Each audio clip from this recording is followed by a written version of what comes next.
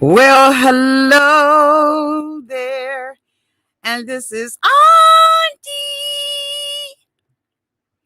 and I am here with my review of 90 Day Fiancé Happily Ever After, Season 6, Episode 12, Bubble Baths and Family Rafts.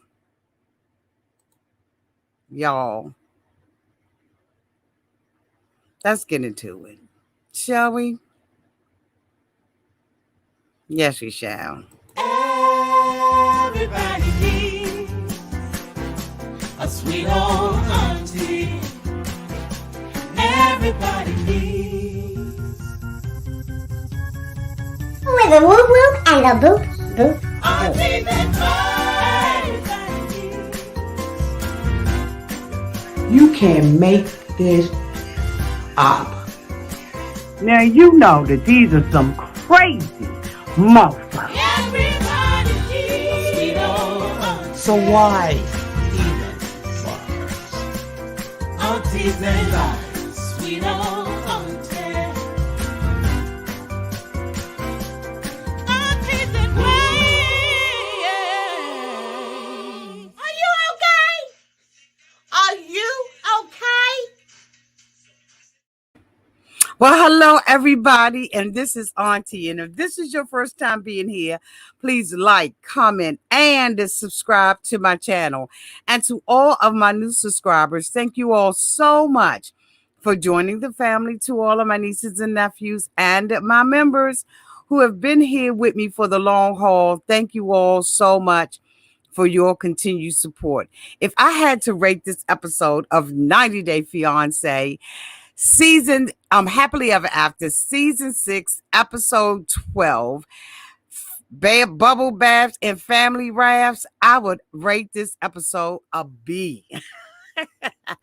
I thought that it had some good points and some bad points. So let's get into it. This lucky lady sitting behind me, let me give y'all a little sneak, was a hot tail mess. Do y'all hear me?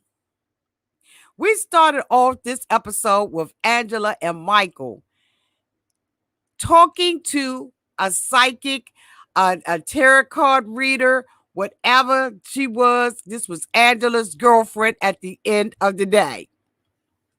And she says that her and Michael need to talk to girlfriend because she wanted to read Michael. She said when she called Michael and asked Michael, did he want to get read? He said, yeah.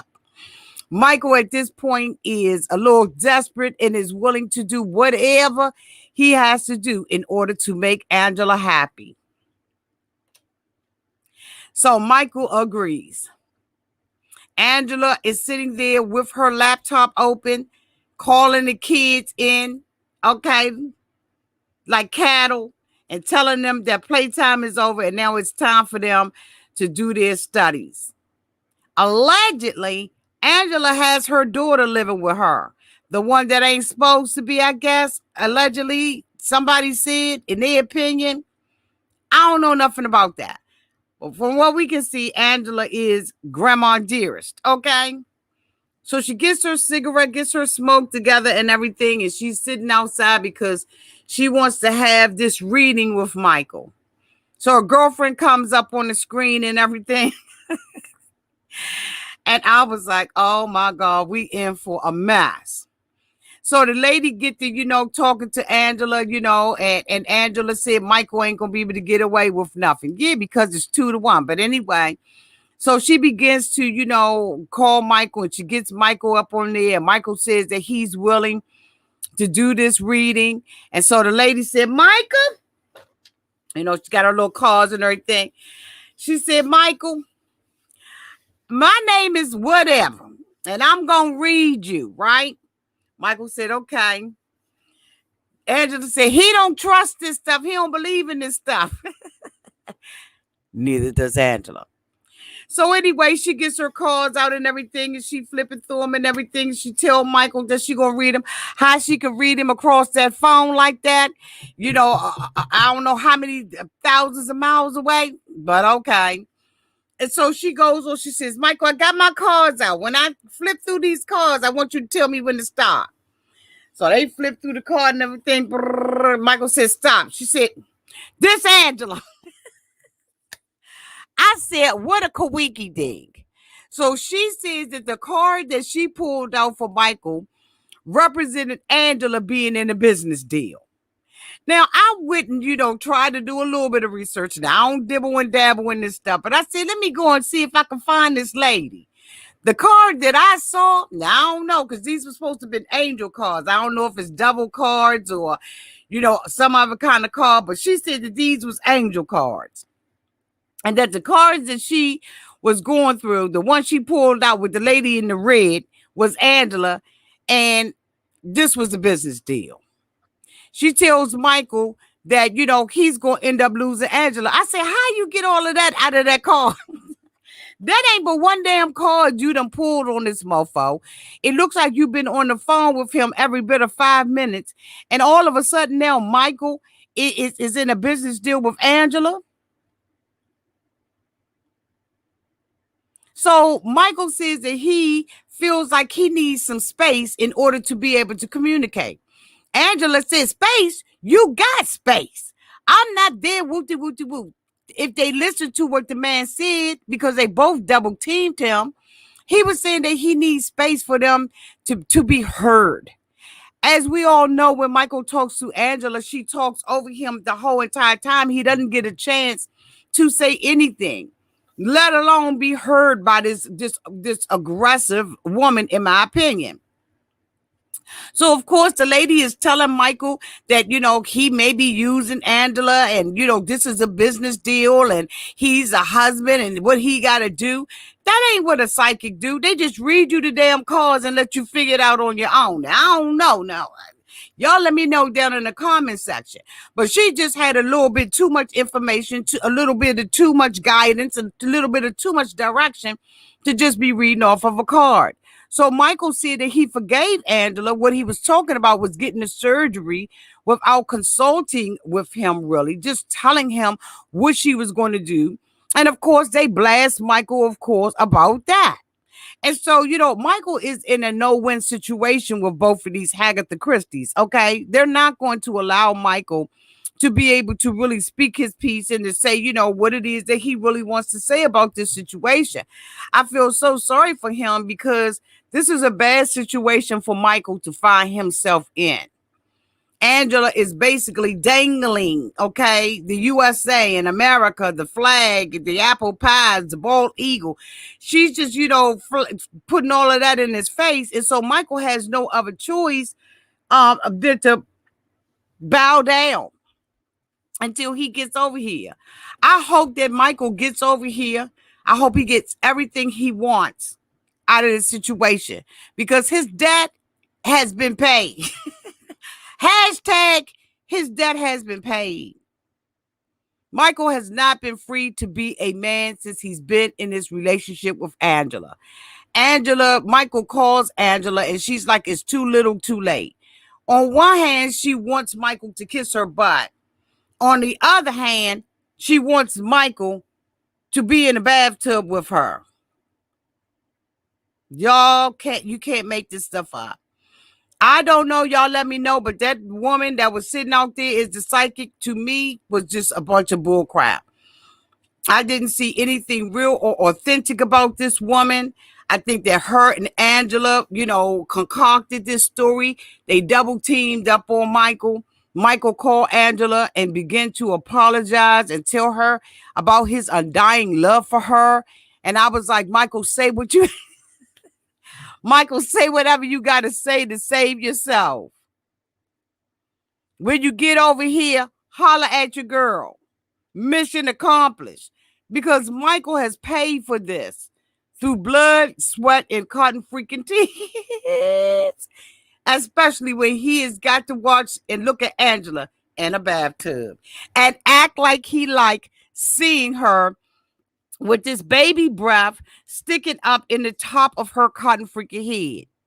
Michael has endured trauma, in my opinion.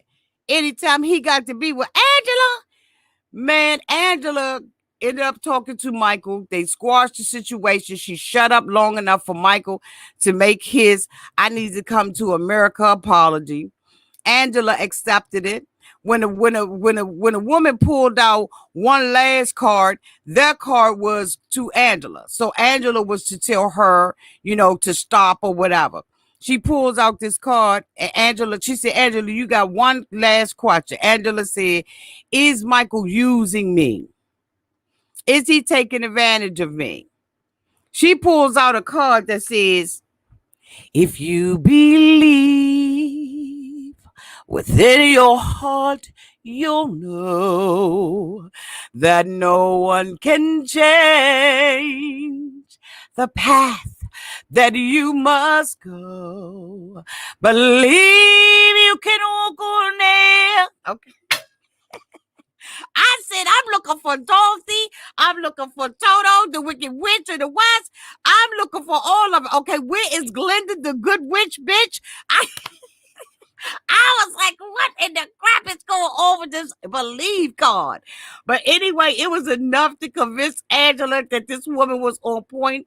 She said, Angela, what do you believe in? Angela said, I don't know what I believe. I hate to believe that he's using me because I love him. So after everything was said and done, we see Angela's feet. Angela's in the bathroom. Wait a minute. First of all, when Angela was doing her makeup and stuff like that, I was like, Angela really has a junky, dirty house.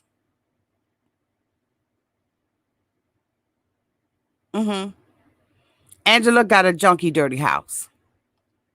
This woman is on national television, and her house is nasty. And she's so used to living like that, in my opinion, that she don't even think there's anything wrong with her house looking atrocious like that. But anyway, we see Angela in the bathroom with candles lit, rose petal and bubble bath in the bathtub. We see Angela step up on this rug, and I could see like all the little crud under the bathroom. I said, good googity goo. Girl, get that recaulked. Get that recaulked. Or at least hit it with a couple of Clorox wipes. Like some Clorox, bleach, spick and span, Mr. Clean, you name it. Comet, Irish Spring.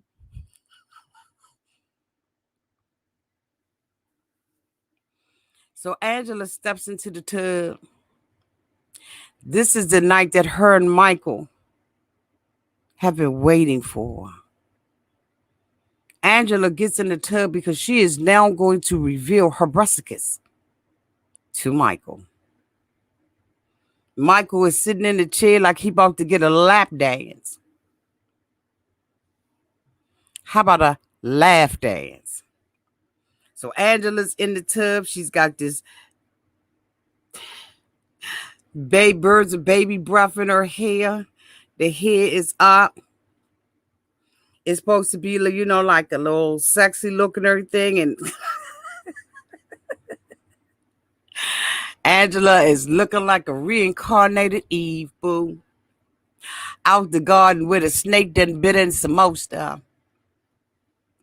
But nevertheless, she wants to show Michael what's going on. So she's blowing bubbles and kissing that Michael.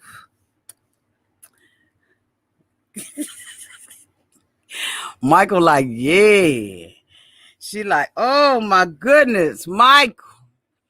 He said, let me take my shirt off. She said, yeah, take it off. Ooh, so, they doing their little thing. She told Michael to get jiggy with it. Michael got to slanging that thing. Angela said, my little boat is on fire. I said, yeah, something's on fire. Probably one of them candles, them little phony candles, and fell out. It's a little electric shock. So Mike said, let me see him. Angela got that, start rinsing herself off, and Michael was like, there.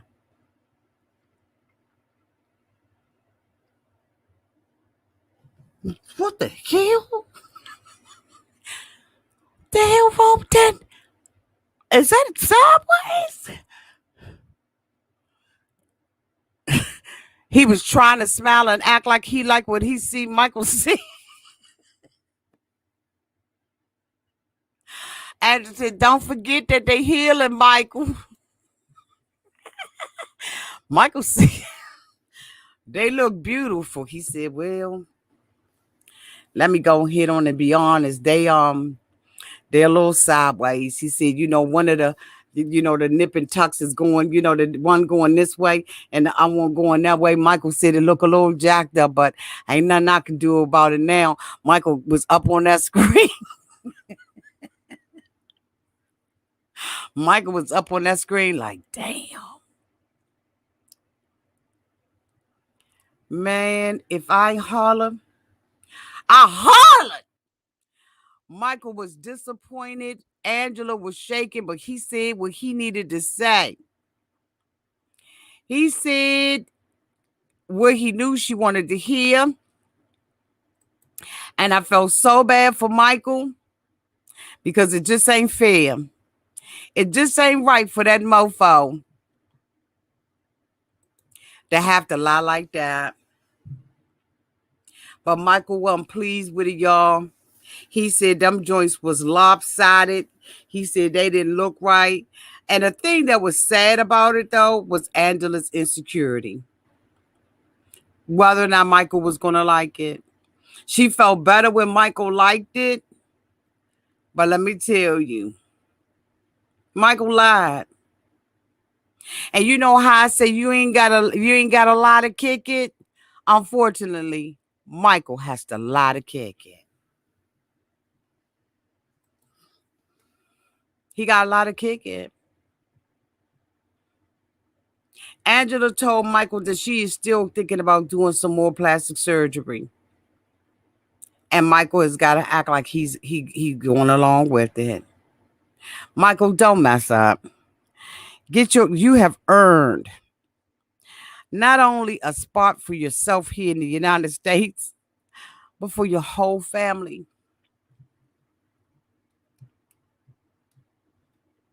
And can't nobody tell me no different. Michael has earned a spot for his whole family. Nieces and nephews included. The next couple that I want to talk about, y'all, is Yara and Jovi. Yara is, of course, living in the burbs and with Jovi. Jovi is home. And Yara is throwing a dinner, which is a Ukraine Christmas. She said that they don't celebrate Christmas at the same time that we do. They celebrate it in January. And so she has sent Jovi out to the grocery store for Jovi to go and pick up some things, so that she can make this meal for them. She has invited over Jovi's mother and Jovi's friend, right? Close friend and his wife. And so they come over to the house and everything, and they're eating this food that she has made. They don't like it.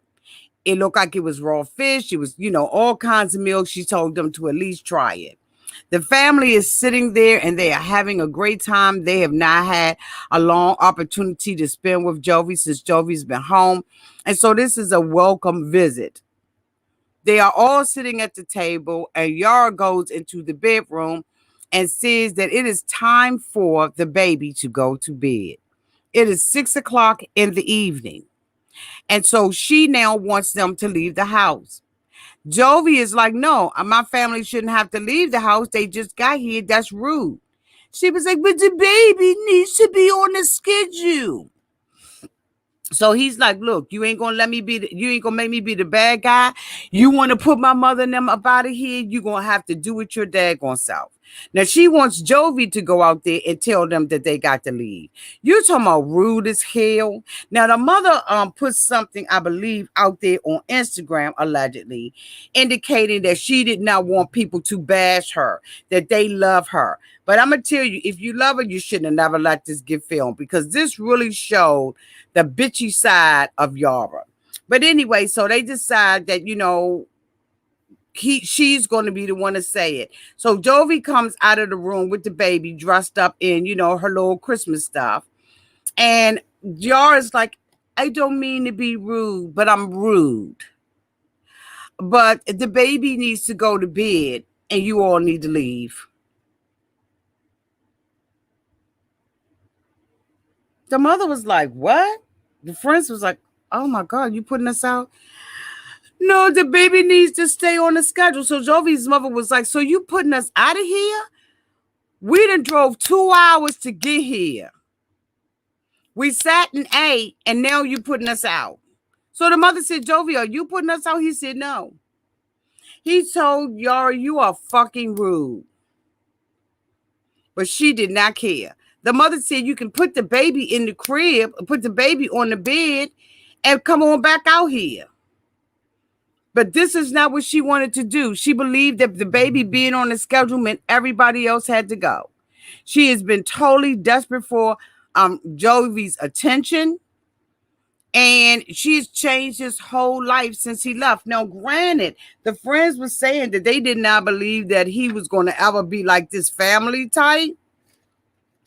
And they were proud of the changes and stuff that he has made. But this girl is pushing him to be almost an alien, an unrecognizable person.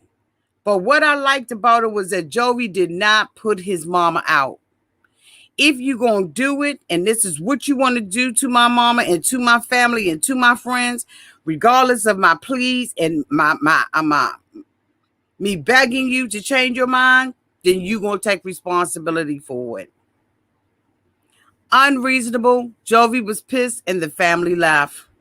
Yara indicated in her confessional that in the Ukraine, now I don't know how much this is true, and I'm hoping I'm saying the right country that she's from, that for their Christmas, you come, you eat, and you leave. I refuse to believe that people are that rude. That is her way of justifying her poor behavior. Jovi and Yara came back on. I did not watch them anymore because I thought the level of her rudeness was too much for me to swallow. Speaking of not wanting to watch, Kalani and Asuelu with this phony crap that they about to pour down our throat. Now we're going to get a good Kiki and a Coco off of it. Kiki, Coco!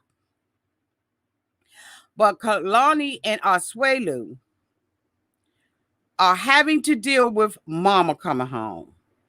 Now, Mama has indicated that she is going back to Samoa and that she wants to come over and Tammy bringing her. Asuelu agrees to it and now has to tell Kalani. So Asuelu tells Kalani that his mother is moving back to Samoa and he does not want her to leave. He wants to make a connection and that the mother is going to be coming for Christmas. Kalani acts surprised, but as we know, they're in the same household. She been known. And so now she begins to talk about the threats that Tammy made. So the question from Kalani was, so is Tammy going to drop your mother off and stay somewhere else? And Asuelu was like, no. I think that we got to let bygones be bygones. Oh, no, hell no. She threatened at the reunion. She ran behind Kalani, although it was fake. She ran behind her and, tried to strike her. There's no way in the world Tammy would stay anywhere near my house. She could not come and drop Mama off. Mommy would have to come by Uber or by Lyft. Point blank and period. But they're trying to act like this ain't all a setup. This family unequivocally gets along. That's my opinion about it. They get along. This is all an act. Y'all let me know down in the comments section if y'all believe. I believe this is all an act. I don't believe that they are at war as they are pretending to be. I just don't believe it. Now, you all may believe it, but again, y'all excuse me, my head is just irritating me. You may believe it. Put it down in the comment section. I would love to see how many of you all believe this phony ass storyline, because Auntie ain't buying it at fucking all. So the family goes to, Kalani family goes to pick up trees. And of course, now Kalani is finding out, the dad is finding out for the first time that Asuelu's family is coming. And here come the BIs. We might as well buckle up for the ride because it's coming. The next couple that I want to talk about on Happily Ever After. What is the next couple that I want to talk about? I tell you, these people, these storylines are so damn phony, but they are so phony. Mike and Natalie. Did I miss somebody else? So we talked about Kalani and Asuelu. We talked about Angela and Michael. We talk about Yar and Jovi.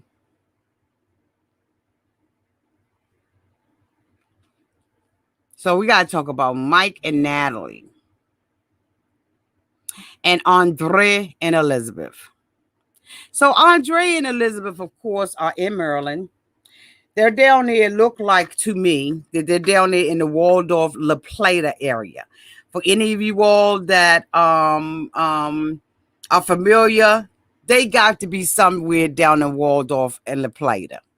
Okay, just from the building that they was in, the winery that they was in, it looks like that area, right? St. Mary's County, Waldorf, La Plata. So they're down here, and Andre is trying to be on his best behavior. He is still kissing Chuck's ass. And they, are trying to put up a front in front of the family because they done already bust off and they was arguing. So Andre and Elizabeth are, basically trying to get along for the get along.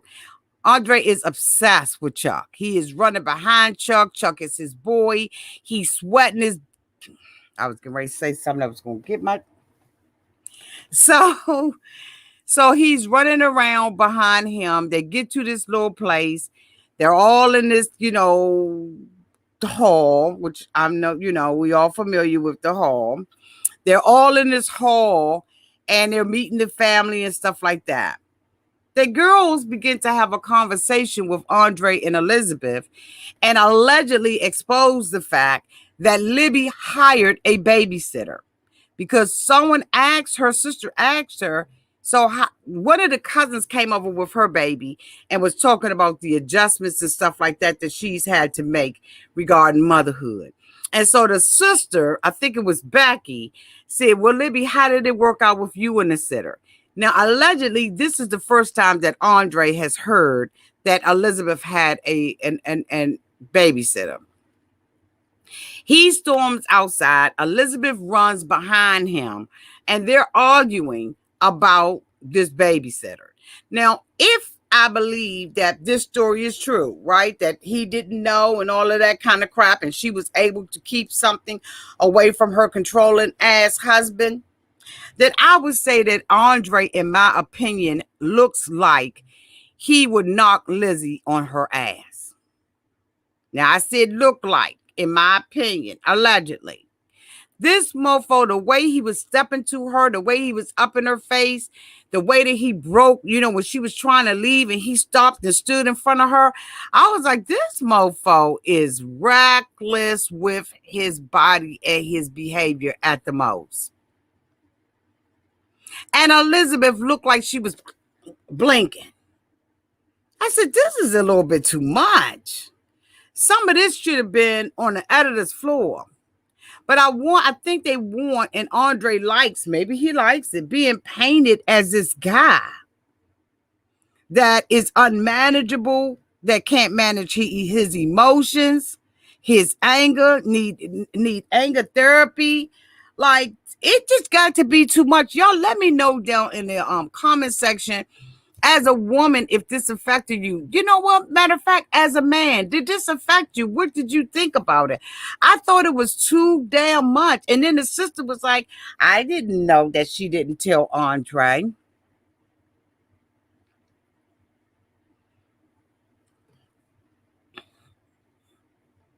If this is what they're being encouraged to do, it's too much. I just have to say, it's just too much. I don't like how it's coming across on the television screen. I was extremely uncomfortable with it. I was so uncomfortable that I did not watch the rest of it. I skipped to when they were playing foosball. But even when they were playing foosball with the brother-in-law, Andre was playing with the brother-in-law. The brother-in-law was kicking his tail. Then Andre started playing, is it foosball? Whatever it was. Then Andre started playing with Chuck. So Chuck tells him that he purchased a property at an auction that he's going to flip with Andre and give him half the money. But a brother-in-law goes upstairs or downstairs to go and tell the rest of the family. So, of course, Becky comes in there and Kirk's out. But even the way that he dealt with her, I thought was too much. The constant fighting and bickering is too much. It's not funny anymore. It's not entertaining. Let me see what y'all think about this in the comments. This is not fucking entertaining. Okay, you don't watch it anymore. Yes!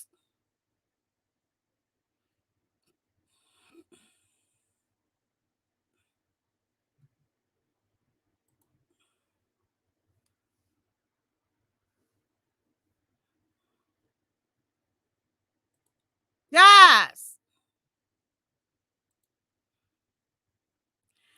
I was like, I cannot watch. Okay, I'm not by myself. I was like, I cannot watch this. I cannot. This is too much. Okay, wait a minute. Hold on, y'all. So, because I know if this is getting on my nerve, it's getting on y'all. So let's just do this.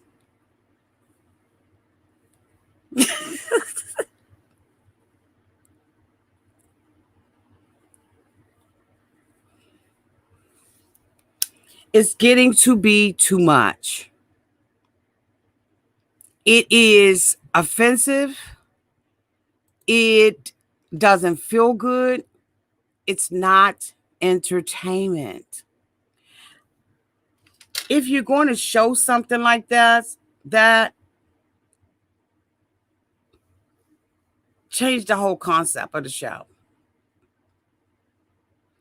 It is really getting to be too much. Even with the stuff that's getting ready to come up with Kalani and Tammy and them, it's getting to be too much. That's not entertainment, in my opinion. It is no longer entertaining to see people fighting and scratching and biting and arguing and bickering and all of that kind of stuff on national television when you just want to get a good kiki and a caca. We want the entertainment factor back, the ridiculousness, not all these family wars and battles and fights. If that's what we want, we can find out another way. But this stuff, the blinking of the eyes, people looking like they ducking, they scared. It's too much. It's too much. Even though I gave it a B, I probably need to take that back because even with Tiffany and Ronald, The way that this woman handles this man and the deception. He ends up sleeping in the little boy's bed because the kids stay with his mother. And so Ronald is upset because of how she handled him at the restaurant. He goes in and knocks on the door. Tiffany, you freshen up? She like, yeah. He goes in and she got a full beat face. Did the bitch go to bed with the makeup on, or was this just scripted? But she wakes up, she has a full beat face on. She's sitting on the bed, and instead of her making apologies and seeing her role in the bull, she sits there and further demeans this man. She's not listening to him. She is not compromising on anything. And then she's lying through her teeth. She tells Ronald that she asked her father to be his sponsor. But she said that her father had problems with the IRS, and so he couldn't do it.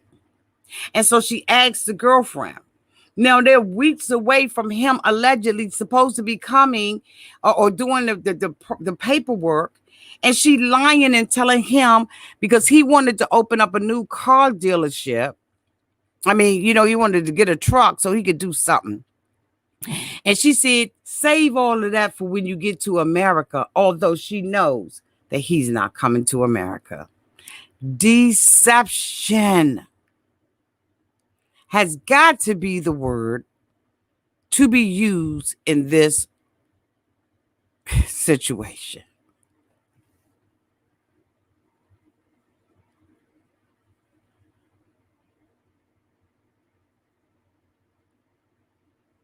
Just deceiving the man, in my opinion. Making him believe something that just ain't there. Tearing him down. He said he feels like he got pants on and she takes the belt off to be the man. And she basically agreed. Because she said she feels like this is her role. This woman will, in my opinion, be happy and unhappy and alone for the rest of her life. And that very well may be what she prefers. Now, Ronald makes poor decisions. Absolutely poor decisions. Does not think things through, is unable to take care of his family. But if the timeline is right, he hasn't had the chance to. He needs to get different people in his life and get focused if he wants his family. It's not fair for his family to leave one bad, piss poor situation to come over to another bad, piss poor situation with him.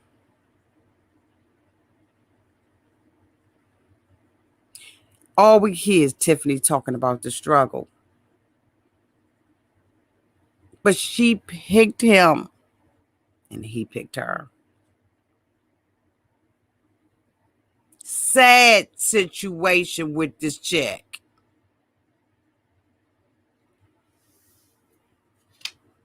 See, I can't bring y'all no sunshine. And then we end with Michael and Natalie. Michael wants to know why the fuck Natalie left him, got in his truck and left him. Natalie come out there, I'm singing in the rain. I'm singing in the rain. La la la la la la la la la la. She's acting like a damn Disney princess, bitch. La la la la la la la la la la la la. It's a sunny day.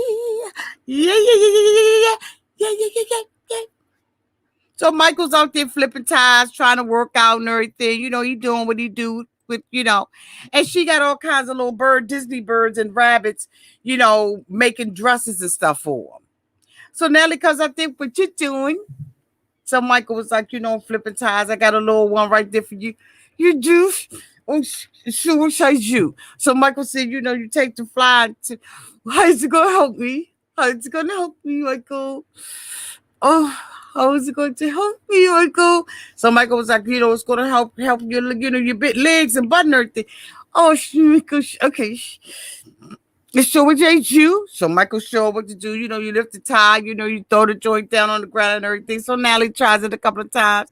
Michael's, doing step ups and everything on the, on the tie and everything. And Natalie, like, trying to with her, but she doing knee up, knee up, knee up, knee up. La la la la la la. Do a dear, a female dear. I swear, I think she thinks she's a Disney, Mary Poppins, Cinderella type, Little Mermaid ass, Snow White in the Seven Dwarf living bitch. What the hell is wrong with Natalie? So, Michael's, working out and everything, looking at her a little funny. She doing her legs just. Do a dear, a female dear, condition, me a lane, call myself far along to go. So Michael was like, look, what, cut the ball. She said, you look shit, Michael. Michael said, yeah, I got some things on your mind. What's wrong, Michael? What did I do, Michael? So Michael was like, I just want to know why you would leave me, why you would get in the truck, go to your doctor's appointment. I took the time off for you, to be with you and everything. And Natalie, you never said anything. Because my doctor shows me the ways folks nothing. Just I see not here any stress going then so I got in the big blue Betty and I left Michael's. And I'm not sure that I did it. Michael said, but you ain't told me nothing. You were in the hospital. I didn't know what was going on with you. You left me by myself. I just thought that it was rude and it was selfish. Michael, I need to get my nose fixed. The doctor told me don't worry for nothing. And plus, Michael, we've been fighting.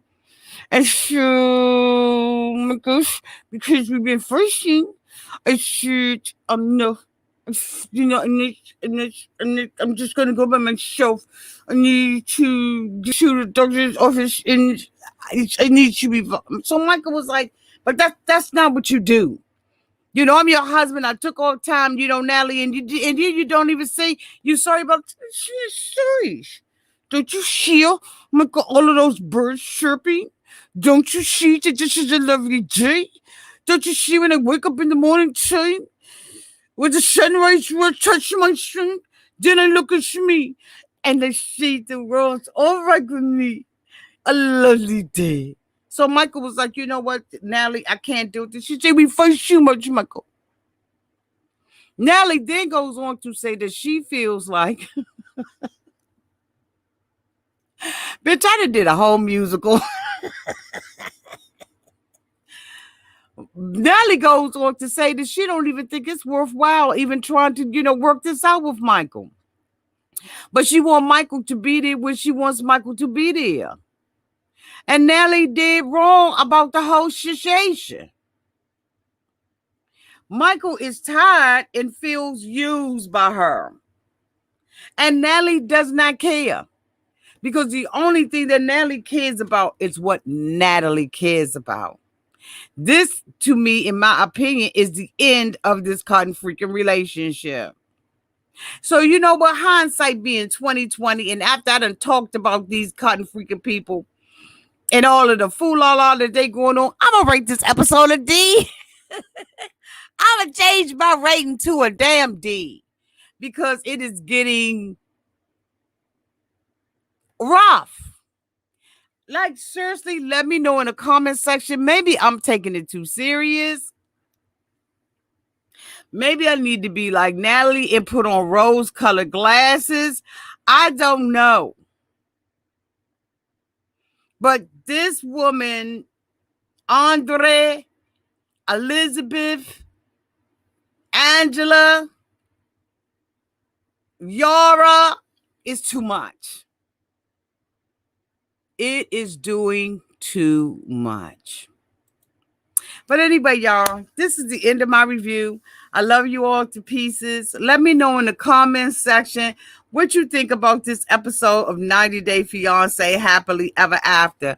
For all of you all who don't have a Discovery Plus, I am going to be doing my first review on Love Paradise, Caribbean something on Discovery. It is a 90 Day Fiancé show that is set in it's almost like 90 Day Fiance the other way, but it is people who they have dated out in the Caribbean. So stay tuned for that. I should be doing that real shortly. I love you all to pieces. Thank you for everybody for being here. Love y'all. Bye.